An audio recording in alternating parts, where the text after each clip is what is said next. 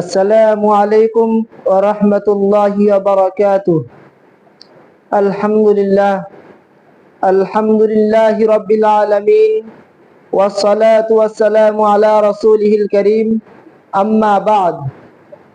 সুপ্রিয় দর্শক ও শ্রোতা মণ্ডলী, বিশ্বের যে যেখান থেকে আমাদের এই প্রোগ্রাম দেখছেন ও শুনছেন, সবাইকে আমার আন্তরিক সালাম, শুভেচ্ছা ও অভিনন্দন। সুপ্রিয় দিন দরদি ভাই ও বোনেরা, একটি অত্যাবশ্যকীয় প্রশ্নের উত্তর নিয়ে আজ আমি আপনাদের সম্মুখে উপস্থিত হয়েছি। প্রশ্ন: গাড়ির ইন্স্যুরেন্স করা শরিয়াতে জায়েজ আছে কিনা? উত্তর: গাড়ির ইন্স্যুরেন্স করা শরিয়াতে জায়েজ নাই। কারণ ইন্স্যুরেন্স বা বীমা এক ধরনের সুদ, এবং সুদের লেনদেন শরিয়াতে জায়েজ নাই।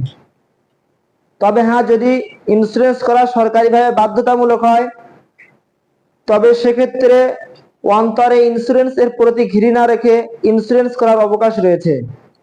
দ্রষ্টব্য: ফতোয়া শামী খণ্ড নম্বর 9, পৃষ্ঠা নম্বর 577, কিতাবুন নওয়াজিল খণ্ড নম্বর 11, পৃষ্ঠা নম্বর 457, ফতোয়া দারুল উলুম জাকারিয়া করাচি খণ্ড নম্বর 5, পৃষ্ঠা নম্বর 442।